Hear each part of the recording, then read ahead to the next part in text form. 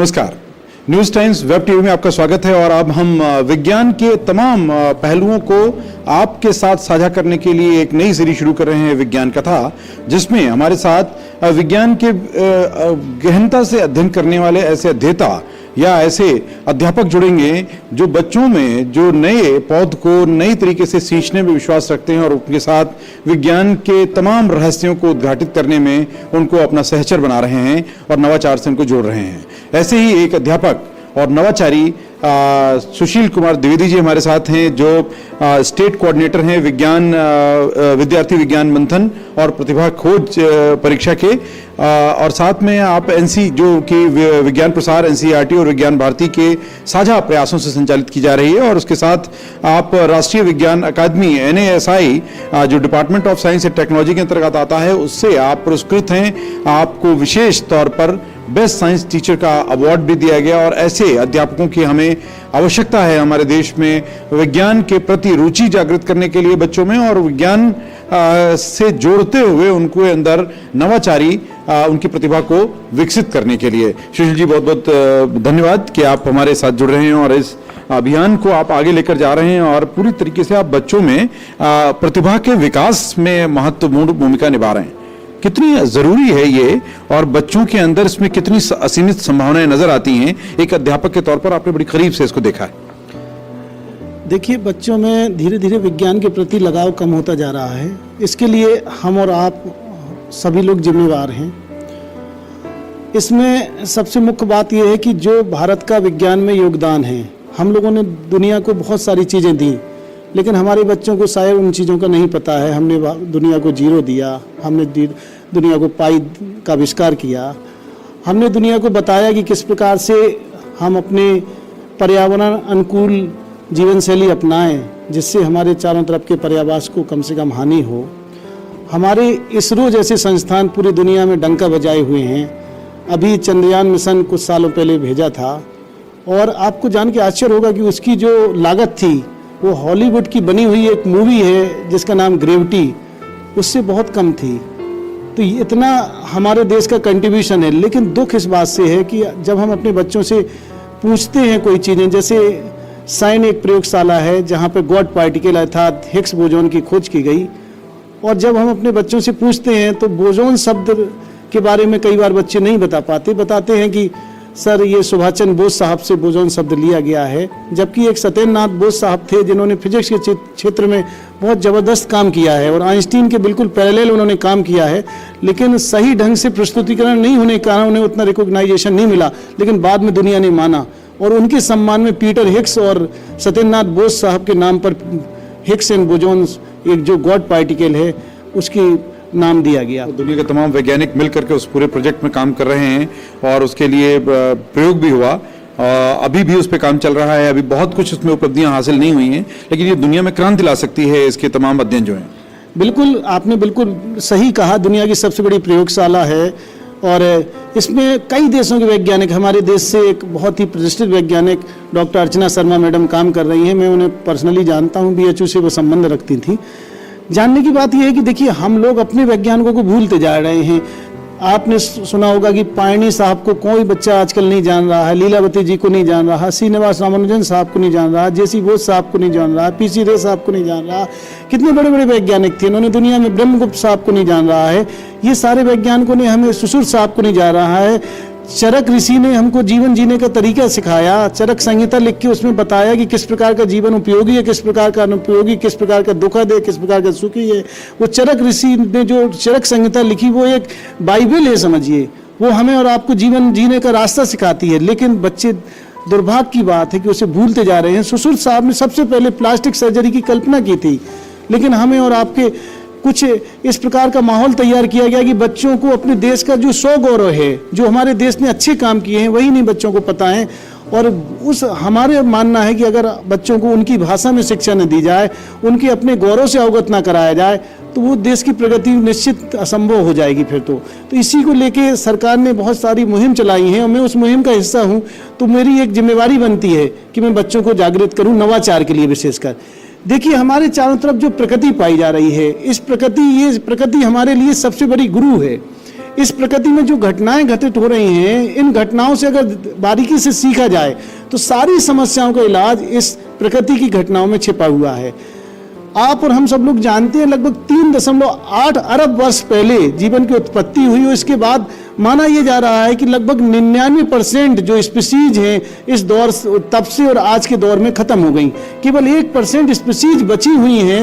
ये इसलिए बची हैं कि इन्होंने बदलते हुए कालक्रम के अनुसार अपने आप को एडेप्टेड किया, अपने आप को बदला, अपने आप को जीवन जीने लायक बनाया और वो पूर्णतः ऐसी युक्तियों से युक्त हैं जो हमें और आपको जीवन जीने का रास्ता दिखाती हैं और हमारी वो ज़रूरतें हैं।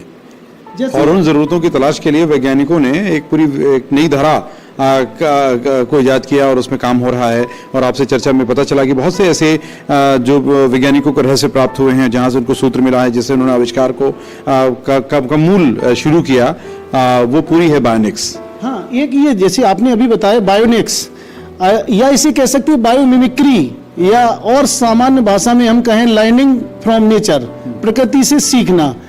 देखिए, प्रकृति ने हमें हर चीज का सॉल्यूशन दिया है, चाहे हमें योगा करना सिखाया हो, चाहे हमारी बुलेट ट्रेन का आविष्कार हो, ये जितनी भी, चाहे हमको हमारे शंक्वाकार या कोन के शेप में बने हुए घर हों या फिर अलग टाइप के पेंट्स का निर्माण हो, तो हम अगर इन सब बातों की करें, एक एक बात को अगर हम लेकर चलें, जैसे हम बुलेट ट्रेन की बात करना चाहेंगे। बुलेट ट्रेन का आविष्कार जापान में हुआ और जापान में टेक्नोलॉजी चूंकि बहुत ही आगे है और बुलेट ट्रेन बनाना हर देश का एक अपना सपना रहता है, क्योंकि वो दुनिया के सामने दिखाते हैं कि हम लोग विज्ञान और टेक्नोलॉजी के क्षेत्र में कितने आगे हैं।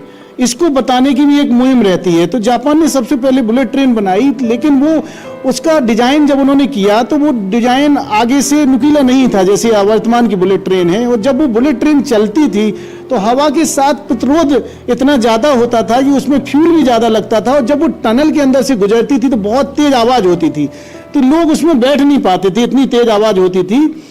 तो साइंटिस्टों ने सोचा, एक इजी नकात्सुच करके एक वैज्ञानिक थे, उन्होंने देखा कि कहीं उन्होंने ऑब्जर्व किया प्रकृति में कि एक किंगफिशर एक बर्ड होती है, वो बहुत तेजी से आसमान से पानी में गिरती है और बहुत तेजी से आती है और बिना आवाज किए, बिना स्प्लैशिंग साउंड किए हुए अपने शिकार को लेके तुरंत उड़ जाती है।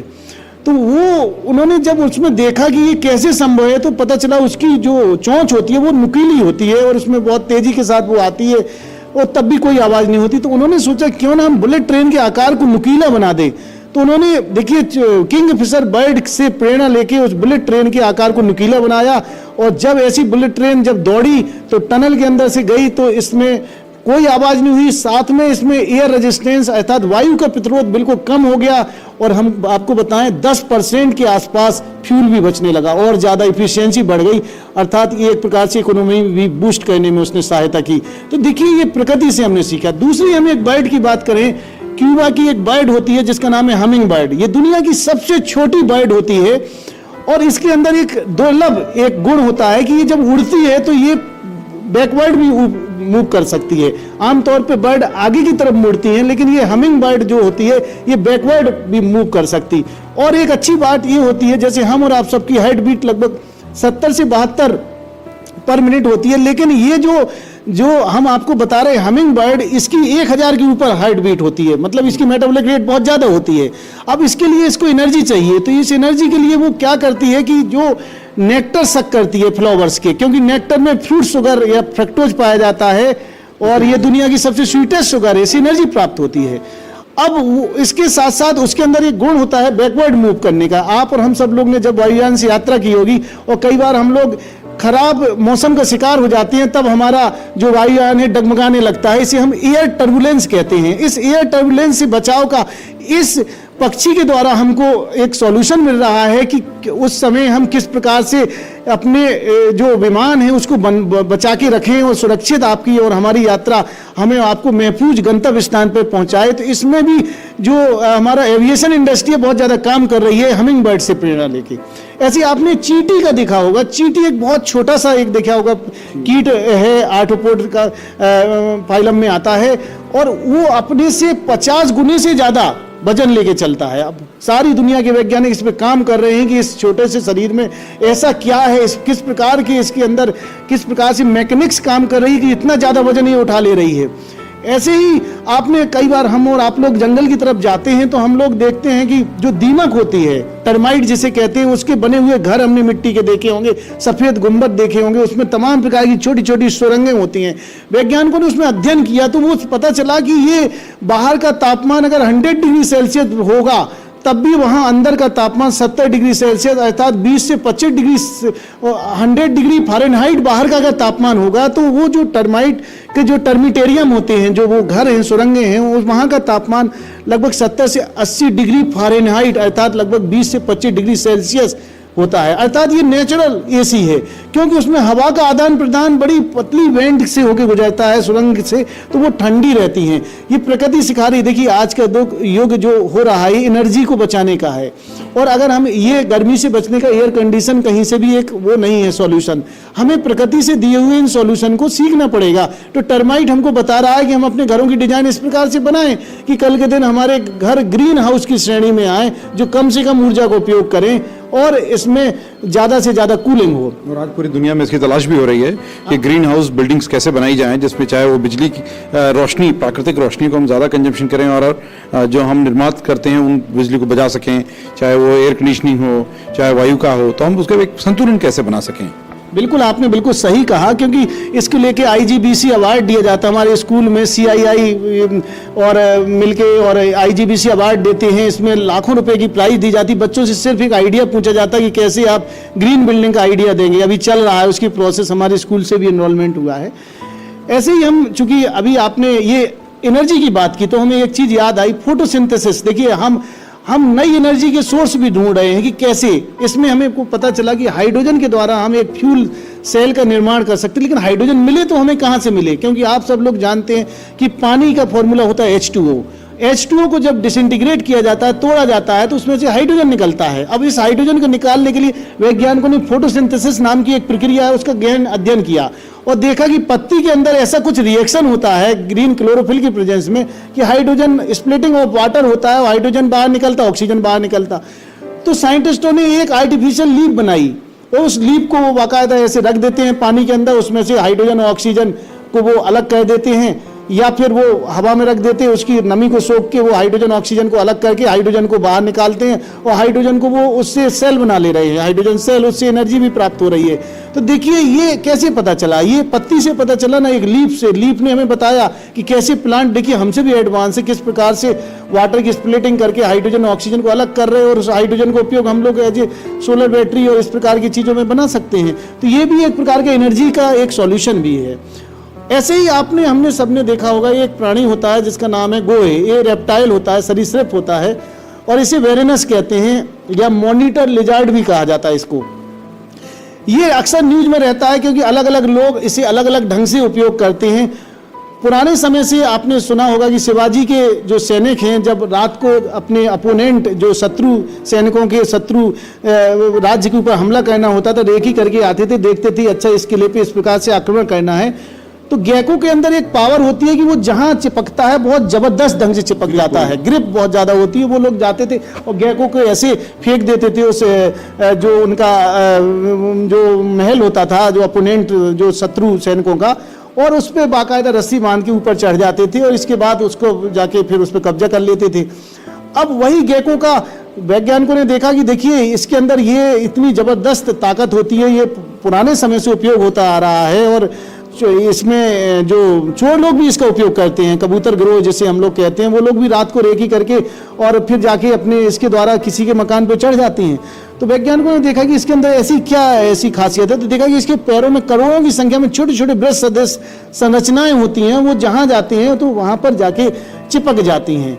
तो इससे प्रेरणा गेको नैनोप्लास्ट मिले, क्योंकि वहां पर वो इसका उपयोग होने जा रहा है, क्योंकि उन्होंने देखा है कि इसके अंदर चिपकने की बड़ी अच्छी ताकत होती है और इसके द्वारा अगर चिपक गया तो इससे, और जब तक हम लोग इसको निकालेंगे नहीं तब तक ये चिपका भी रहता है। तो ये भी देखिए प्रकृति के द्वारा एक दी हुई प्रेरणा है। ऐसे ही एक और हम एक प्रकृति की प्रेरणा की बात करेंगे, उसे कहते हैं हाइला। हाइला कहलाता है ट्री फ्रॉग। ये ऐसे एरिया में रहता है जैसे जहाँ पर नॉर्थ ईस्ट, जहाँ बायोडाइवर्सिटी ज़्यादा होती है और बारिश ज़्यादा होती है, क्योंकि जहाँ बारिश होती है वहीं जीवन होता है, वहीं ज़्यादा जैव विविधता होती है, ये प्रकृति का सिद्धांत है। तो मैं खुद मैं नॉर्थ ईस्ट में करीब 5 साल रहा हूँ। मैंने वहाँ के जीवन को बड़े करीब से देखा है, वहाँ की बायोडाइवर्सिटी को महसूस किया है। कई प्रकार की मैंने फ्रॉग की वैरायटी देखी है। एक फ्रॉग मुझे वहाँ मिला जिसका नाम था हाइला ट्री फ्रॉग है। वो एक पेड़ से दूसरे पेड़ पर बिल्कुल देखा होगा, बहुत स्लिपरी पेड़ हैं, लेकिन उस पेड़ पर भी वो चल लेता है। देखा होगा खूब सारा बारिश हो रही है, उसमें वो फिसलन बहुत ज़्यादा है, लेकिन वो हाइला चल लेता है। तो वैज्ञानिकों ने उसका अध्ययन किया और देखा कि आखिर इसके अंदर क्या ऐसा है कि ये इस प्रकार से चल लेता है। तो उन्होंने देखा कि इसके पंजे जो होते हैं, एयर पैड्स होते हैं, वो इनमें विशेष प्रकार के एक संरचनाएं होती हैं जिसके कारण वो चिपक जाता है। हम और आप लोग अपने घरों में देखते हैं, हमारे घर में बड़े बुजुर्ग लोग अक्सर बाथरूम में जब चिकने फर्श पर पहुंचते हैं, फिसल जाते हैं और हमने सब ऑब्जर्व किया होगा, कूल्हे की हड्डी टूट जाती और फिर पूरे जिंदगी भर के लिए विकलांगता हो जाती, क्योंकि लेट उम्र में 60-70 साल के बाद ये हड्डी जोड़ नहीं पाती और फिर बड़ी कष्टदायक जिंदगी होती है। हम सबके कहीं ना कहीं से परिवारों से ये कहानी जुड़ी हुई है। चीन सौभाग्य से इन क्षेत्रों में आगे है, क्योंकि वैसे तो बायोनिक्स जो हम आज बात कर रहे हैं, इसका आविष्कार अमेरिका में हुआ था और इसकी जापान में बहुत ज़्यादा पढ़ाई हो रही है। अलग अलग यूनिवर्सिटी में अलग अलग कोर्सेज चलाए जा रहे हैं, लेकिन चीन बहुत तेज़ी से कोई आइडिया कैच कर लेता है। चीन ने देखा कि भाई बहुत नई नई चीज़ें बायोनिक्स से डिजाइन हो रही, तो उन्होंने उनकी वहाँ की एक कंपनी ने ऐसे जूते तैयार किए हैं जो हम अपने नाना नानी या दादा दादी को पहनाएंगे, तो अगर वो पहन के अगर फिसलने वाली सरफेस पे अर्थात बाथरूम या इस प्रकार की जगह जाएंगे तो गिरेंगे नहीं। ये एक बहुत महत्वपूर्ण खोज है जो हमें प्रकृति से प्रेरणा से मिली। तो आप देख रहे होंगे कि ये जो चारों तरफ एक हमारे जो प्रकृति है, ये लगभग 3.8 अरब वर्ष पूर्व से लेके अभी तक चल रहा है जीवन। इसने हमें कितने सारे लेसन दिए, कितनी सारी चीज़ें हमको बताई और इस प्रकार से हमें और आपको जीवन सुलभ बनाया। आज हम और आप लोग वायुयान की यात्रा करते हैं। ये कैसे आया वायुयान? एक वैज्ञानिक थे, महान वैज्ञानिक लियोनार्डो डा विंसी। उन्होंने कई क्षेत्र में काम किया है, पैलियोबॉटनी से लेके यहाँ भी इवोल्यूशन सारी जगह किया। तो ये जब इन्होंने सबसे पहले दुनिया को बताया अपनी कलाकृतियों के माध्यम से कि देखिए वायुयान कुछ इस प्रकार के बनाए जा सकते हैं। बाद में राइट बंधुओं ने उनकी ये कलाकृतियों की सहायता से फिर वास्तविक रूप दिया और देखिए वायुयान का आविष्कार हुआ। ऐसे ही आपने देखा होगा कि हम और आप लोग एक पेड़ के बारे में सुने, पौधों के बारे में विशेषकर सुनते हैं जिन्हें हम कीट भक्षी पौधे या इंसेक्टिवोरस प्लांट कहते हैं। हम आप सब लोग जानते हैं कि कीट भक्षी पौधे ऐसी जमीन पर उगते हैं जहाँ नाइट्रोजन की कमी होती है, जहाँ की सॉइल में नाइट्रोजन कम होती, तो वो कीड़ों को मार के खाते हैं जिससे उनकी नाइट्रोजन की रिक्वायरमेंट पूरी हो सके। अब लेकिन जैसे हम एक उदाहरण दें आपको, एक ब्लेडर वाइट करके एक पौधा होता है और ऐसे ही आपने देखा होगा यूट्रिकुलेरिया, नेपेंथीज, ये अलग अलग पौधे होते हैं, इनमें अलग अलग एडेप्टेशन होते हैं। एक पौधा होता है जो कीट भक्षी पौधा, वो देखा होगा कि एक घड़े के आकार बना लेते हैं उसकी लीफ और उसके किनारे पर बिल्कुल छोटा सा लिड लगा रहता है और जैसे ही कीड़ा यहाँ पे आगे बैठता है इतना ज़्यादा स्लिपरी होता है कि बहुत सट्ट से अंदर पहुँच जाता है और वहाँ पर अंदर एंजाइम भरे रहते उस कीड़े का वो डाइजेशन कर लेते हैं। तो देखिए वैज्ञानिकों ने देखा कि ये इतना स्लिपरी सब्सटेंस ये इस प्लांट ने डेवलप किया, तो हम ऐसा स्लिपरी सब्सटेंस डेवलप करें जो कई सारी चीज़ों में हमें मदद कर सकता है। जैसे बच्चों के लिए सॉस और जैम और जेली हम लोग बोतल्स में भरते हैं, तो उसकी अंतिम ड्रॉप तक निकल जाए, उसका बर्बाद ना हो जाए। हम सबकी एक रहती है इच्छा कि हमारा पैसा बर्बाद ना जाए, तो इसके लिए फूड इंडस्ट्री ने वो स्लिपरी सब्सटेंस आर्टिफिशियली डिजाइन किया, उस बोतल के, कांच की बोतल के सरफेस पे लगा दिया, जिससे कि अगर हम उसके गिराएंगे तो हमारा कुछ भी बर्बाद नहीं होगा और हमको सारा का सारा इससे मिल जाएगा। तो देखिए प्रकृति हमारे लिए कितना कुछ सिखा रही है और इनसे जरूरत है हमें और आप सब लोगों को सीखने की। सुशील जी, ये बहुत महत्वपूर्ण और ये पूरी जो विज्ञान की एक शाखा है उस पर हम और भी आगे चर्चा करेंगे, लेकिन एक बहुत महत्वपूर्ण जो बात है कि जो बच्चों में आपने बड़ा अनुभव किया है कि बच्चों को जब आप सिखाते हैं तो तमाम वो शिक्षक जो इस वीडियो को आपको देख रहे होंगे और आपका अनुभव उन तक जा सकता है, बच्चों को इन सारी विधाओं को सिखाने का तरीका क्या होना चाहिए? एक तो हम संबोधन करके उनको इसका विषय बता सकते हैं, लेकिन कुछ जोड़ कैसे सकते हैं और आप कैसे जोड़ रहे हैं? समझिए जैसे मैं एनिमल टेक्सोनॉमी पढ़ा रहा हूँ, तो जब ये सारे जीव जंतु उसमें आते हैं एनिमल टेक्सोनॉमी में, जो लोग इस लेक्चर को सुन रहे होंगे वो समझ रहे होंगे। जैसे फॉर एग्जांपल अगर मैं पढ़ा रहा हूँ चंगबादर या बैट को पढ़ा, बैट के अंदर एक बहुत ही जबरदस्त खूबी होती है। देखिए वैसे बैट कोई नहीं पढ़ेगा, लेकिन मैं उसको जोड़ता हूँ कैसे, रडार से जोड़ता हूँ कि रडार का आविष्कार बच्चों कैसा हुआ। इस चंगबादर की वजह से प्रेरणा मिली, क्योंकि जो चंगबादर होती है जो बैट होती है वो अपने अंदर से अल्ट्रासोनिक वेव निकालती है और रात को चलती है, तो वो जो अल्ट्रासोनिक रेज जो निकलती है और आगे टकरा के और आके ऑब्स्टेकल या आगे शत्रु कितने दूर है, अवरोध कितने दूर है, इसकी उसे सूचना देती हैं। ये एक रडार का सिद्धांत है, इसे इकोलोकेशन कहते हैं। ऐसी एक और स्तनधारी जलीय जानवर होता है जिसको हम कहते हैं डॉल्फिन। वो मछली नहीं होती है, एक्चुअली स्तनधारी होती है।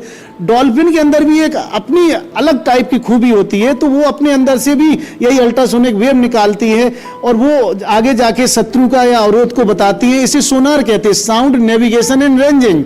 देखिए दोनों प्राणी एक जलीय जीवन में रह रहा है, एक आर्बोरियल लाइफ हवा में या जमीन पर रह रहा है, टेरेस्ट्रियल लाइफ, लेकिन रहने का ढंग देखिए दोनों ने अपने अपने ढंग से इसे अडेप्ट किया है। वैज्ञानिकों ने इस फिनोमेना को देखा और इसके आधार पर रडार की परिकल्पना की कि शत्रु के द्वारा हम अपनी सुरक्षा कैसे कर सकते। तो रडार जो खोजा गया, रेडियो डिटेक्शन एंड जो रेंजिंग रडार है, उसको जो खोजा गया, इन्हीं से प्रेरणा मिली कि किस प्रकार से इकोलोकेशन और सोनार सिस्टम के द्वारा ये जानवर अपने ऑब्जेक्ट को, अपने शत्रु को पता करते हैं। ऐसे ही रडार के द्वारा भी हम अपने देश की सीमाओं को सुरक्षित कर सकते। बच्चों को जब ये रोचक ढंग से कोई चीज पढ़ाई जाए तो बच्चे जरूर पढ़ेंगे। इसलिए मैंने इस बायोनिक्स की जो ये विधा है इसको आगे बढ़ाने का काम किया, क्योंकि इसमें यूजुअली बायोलॉजी प्लस टेक्नोलॉजी दोनों चीजों का मिश्रण है। और जो बायोलॉजी का टीचर है उसके लिए बहुत बड़ा स्कोप है इसमें आगे बढ़ने का, क्योंकि हर जीवधारी का जो भी उसमें उसकी सर्वाइवल स्ट्रेटजी है वो हमें और आपको एक लेसन देती है कि कैसे हम अपने आप को परिवर्तित करें, कैसे हम अपने आप को ढालें जिससे कि हम अपने जीवन को सुगम बना सकें। सुशील जी, बहुत महत्वपूर्ण जानकारियां आपने दी हैं। आगे की कड़ियों में सुशील द्विवेदी जी से भी हम जुड़ेंगे और भी तमाम वैज्ञानिकों को हम इस विज्ञान कथा के क्रम में आपसे जोड़ेंगे और आप तक पहुंचाएंगे। सुशील जी, जाते जाते इस बायोनिक्स में कुछ महत्वपूर्ण बातें हैं जो अगली कड़ी में हम बताएंगे, या उसको लोग कैसे अध्ययन करें और कैसे कैसे अपने स्थान के आसपास की चीजों को ऑब्जर्व करें जिससे उनके अंदर भी एक वैज्ञानिक सोच, एक नवाचार या एक अप्रोच डेवलप हो। देखिए, जैसा मैंने अपने लेक्चर के शुरू में ही कहा था कि देखिए आज जो भी जीवधारी हमारे धरती पर लगभग 3.8 अरब वर्ष पहले से लेके अभी तक वो सर्वाइवल स्ट्रेटजी करके आज जिंदा हैं, वो हमारे सबसे बड़े गुरु हैं। चाहे वो प्लांट हों, चाहे वो एनिमल हों, उनसे हमें सीखना है, उनके जीवन जीने के तरीके को अपनाना है और वही सबसे अच्छा सॉल्यूशन होगा। क्योंकि वो सॉल्यूशन अगर हम बनाएंगे अपने, तो वो सबसे पहले पर्यावरण हितैषी होगा, प्रकृति प्रेमी होगा, हमारे पर्यावरण को भी बचाएगा और साथ ही जो बच्चों के में जो साइंस के प्रति अभिरुचि खत्म होती जा रही है। देखिए, अगर आप मैं दावा कर सकता हूं, अगर आप विज्ञान को इस प्रकार से पढ़ाएं, इन नई नई चीजों को जोड़ के, तो कोई भी बच्चा है वो विज्ञान में उसके अंदर रोचकता जरूर डेवलप होगी। वो आगे विज्ञान के कैरियर को आत्मसात करेगा, विज्ञान में रचेगा बसेगा, विज्ञान जरूर पढ़ेगा। ये मेरा प्रबल विश्वास है। बहुत बहुत धन्यवाद। आपका विश्वास प्रबल इसलिए है क्योंकि यह सत्य है और यह सत्य का अनुसरण जो भी करेगा वो इसके तमाम अनुप्रयोगों से जुड़ेगा और फिर वो मानवता की सच्ची सेवा भी करेगा, देश की भी सच्ची सेवा करेगा और अपने आप में एक अलग पहचान भी कायम करेगा। ऐसा हमारा मानना है और ये विज्ञान कथा का क्रम आगे हम लेकर आएंगे। देखते रहिए न्यूज टाइम्स नेटवर्क का हमारा वेब चैनल और साथ ही www.newstimeswebtv.com। इस पर भी आपको तमाम ऐसे रोचक साक्षात्कार या ऐसे तमाम महानुभावों से आपका परिचय होता रहेगा जो समाज को बदलने के लिए, देश को बदलने के लिए ज्ञान विज्ञान के क्षेत्र में महत्वपूर्ण भूमिका अदा कर रहे हैं, अब गंभीर प्रयास कर रहे हैं। इस कार्यक्रम को देखने के लिए बहुत बहुत धन्यवाद और सुशील जी का आपका भी विशेष धन्यवाद। नमस्कार। सब्सक्राइब करें हमारे YouTube चैनल को और हर अपडेट पाने के लिए बेल आइकन को दबाएं।